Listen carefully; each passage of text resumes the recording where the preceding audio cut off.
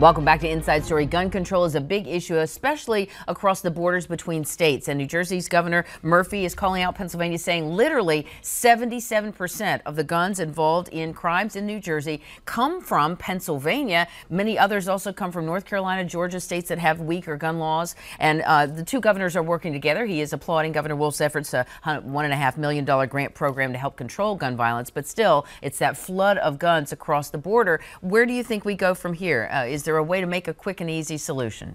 Well, maybe he should build a wall. No. The great irony here is that, you have a governor who's for sanctuary city policies, which make Pennsylvania less safe and other states less safe, because he allows for sanctuary city policies where you allow illegal criminals with felons to stay in New Jersey and then cross state lines. They don't seem to be concerned about that safety issue. This is really a progressive agenda to outlaw and take away guns. No respect for the Second Amendment. We need to have a conversation about this, about guns crossing state lines. I agree with that, but really this is, I don't see the same concern for safety when it comes to those other progressive policies. And do you think it's an unfair fight? I just want to state for the record that I don't think the Second Amendment, I don't think anybody has a constitutional right to an assault weapon. So I just want to state that for the record. I know, but it's guns generally. It's guns generally. So we don't assault weapons. We're not talking about assault weapons. But the Supreme Court has said you do have a constitutional right to defend yourself with a firearm. Well, there were Supreme Court justices who declared otherwise. But that's another conversation. The precedent of this country, the law of the land, is that we do have Second Amendment right to defend ourselves. Yeah.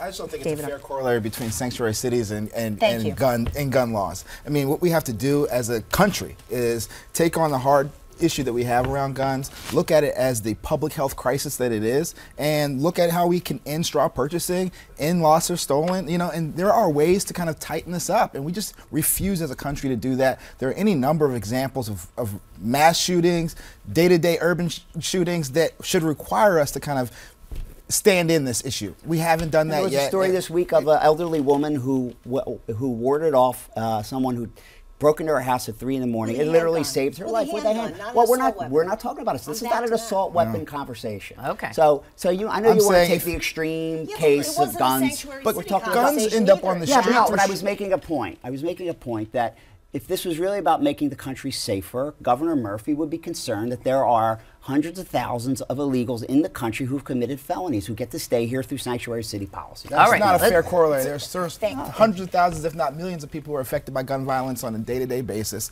We have to do all we can as a country to affect those issues, and we can do that by, if someone steals your gun or if you lose your gun, you have to report that. All these guns that are ending up in urban cities are coming from legally purchased guns that somehow find their way to the street. In that, let's all stand in this issue as opposed to finding a way to divide us. It doesn't. We have to end it. All right, let's move on and talk about in Delaware. 15 bank executives from Wilmington Trust were found guilty, a precedent-setting case on a bank that went awry in January. You're from Delaware originally, now living in Pennsylvania, but tell me what your slant is. Well, it's hard to understate the importance of Wilmington Trust to the state of Delaware. It was the biggest bank in the state. It was a major employer. A lot of people had their savings invested in Wilmington Trust stock, including the employees. So the collapse of the bank in 2011 was really an earth-shaking event for the state. What's startling is that the executives who were convicted last week were really the first banking executives to be convicted of any crime as a result of the banking collapse leading to the Great Recession. This was the first conviction, I think, anywhere in the country. 2008, right? So it's a big story, but it's especially a big story in Delaware, where people are still hurting from that banking collapse, and where we miss Wilmington Trust. It was a great institution founded by the DuPonts and was regarded as a safe haven for everyone in Delaware. As a former bank examiner, I can't imagine having to sit through a trial, listen to definitions of loan loss reserves and substandard classifications of loans. The jurors' eyes must have been glazing over on that, but I think they did a good job sitting through some pretty boring and dry testimony to do the right thing here. And it's really a shame when bank executives do these kinds of things in order to pad their own pockets or make